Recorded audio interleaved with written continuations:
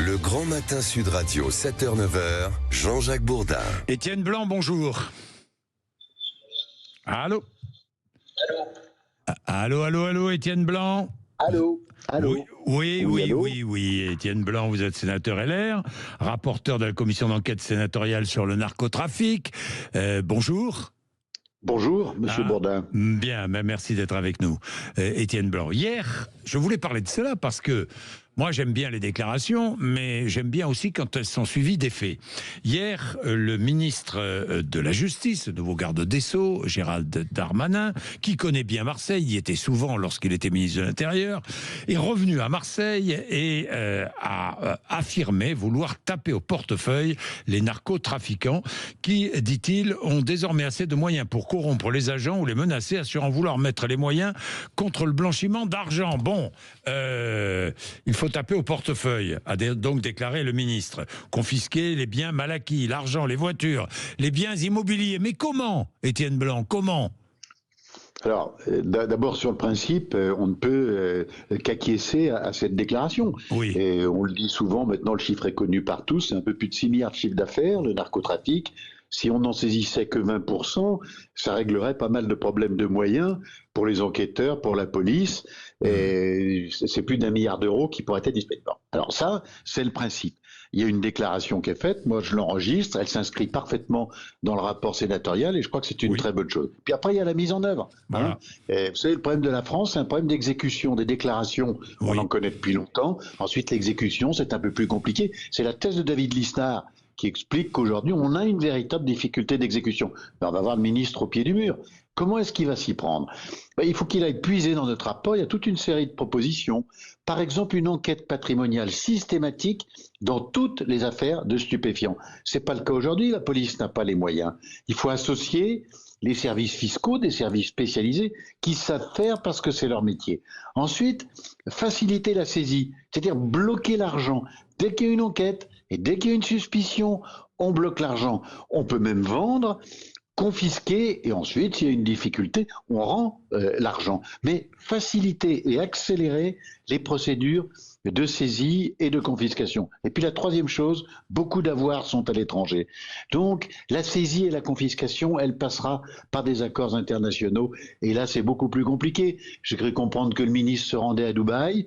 Oui, il y a à Dubaï des narcotrafiquants qui vivent grand train et avec de l'argent qui est de l'argent sale, qui a été blanchi.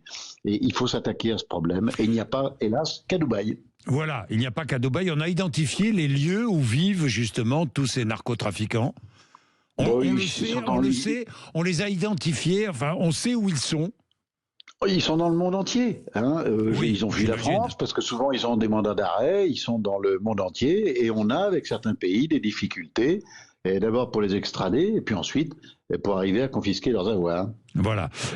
Ces narcotrafiquants, bon, c'est bien beau dire il faut taper au portefeuille, mais on les connaît.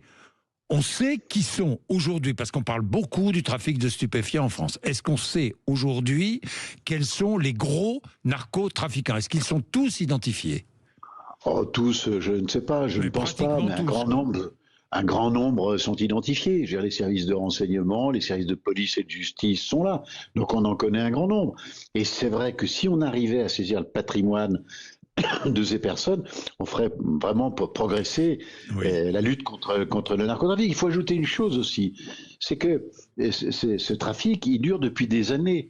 Donc pendant des années, cet argent, il a été blanchi. Voilà. Donc il faut aller rechercher de l'argent blanchi qui aujourd'hui est dans l'économie réelle, pour être clair. Et vous avez des narcotrafiquants qui ont acheté des entreprises.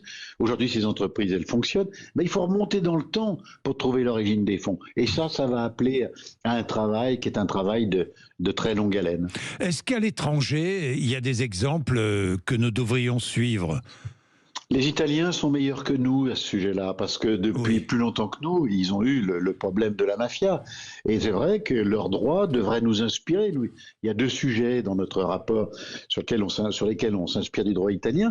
D'abord, c'est le développement des repentis. On a en France un système qui permet à un repenti de s'adresser à la police et à la justice, il bénéficie d'une réduction de peine.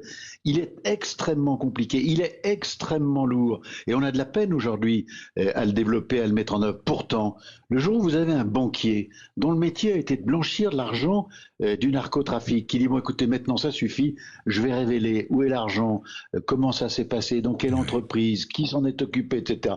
Vous faites tomber des réseaux entiers. Il faut développer cela. Puis la deuxième chose qu'il faut faire, c'est ce que l'on appelle les infiltrés civils. Pour bien comprendre où va l'argent, il faut rentrer dans le système. Il faut rentrer dans l'entreprise du narcotrafic. Aujourd'hui, c'est extrêmement difficile. Vous êtes policier, vous avez un indicateur, un civil, qui commet des infractions. Vous dites, bon, écoute, on va pouvoir obtenir une réduction de peine, on va s'engager, mais tu rentres dans le système et tu nous dis comment ça se passe. Ben aujourd'hui, le policier, il est en situation juridique fragile. Il peut être poursuivi pour incitation à la commission de l'infraction, voire même pire, il peut être poursuivi pour complicité. Donc il faut régler ces questions-là. Ça sera au cœur du texte qui sera soumis au Sénat fin janvier. Bien, merci beaucoup. Et vous allez soumettre un nouveau texte au Sénat fin janvier. Oui, fin janvier. Oui. C'est que l'agenda politique est un peu compliqué, mais on espère que le texte sera maintenu. Et ce texte, il va reprendre l'essentiel des travaux de la commission sénatoriale. Eh bien, je serai attentif à tout cela, Étienne Blanc. Et je pense que nous nous retrouverons parce que c'est essentiel. La lutte contre le narcotrafic, c'est essentiel, Étienne Blanc. Je sais. Pourquoi est-ce que vous êtes... Pourquoi? Alors tiens, j'avais envie de vous poser une question un peu plus personnelle. Pourquoi est-ce que vous êtes lancé dans cette lutte contre le narcotrafic? Qu'est-ce qui vous a incité à le faire? D'abord, c'est une proposition de Bruno Retailleau qui, comme un grand nombre de sénateurs, a constaté que ce qui se passait à Marseille constituait une véritable dérive. Oui. Les affaires de meurtre et la violence débridée. Oui. On pourrait en reparler un jour si vous le souhaitez, mais ce que nous avons découvert de violence, c'est quelque chose d'absolument inouï. Donc je pense que c'est une priorité. Et la deuxième chose, c'est la situation internationale.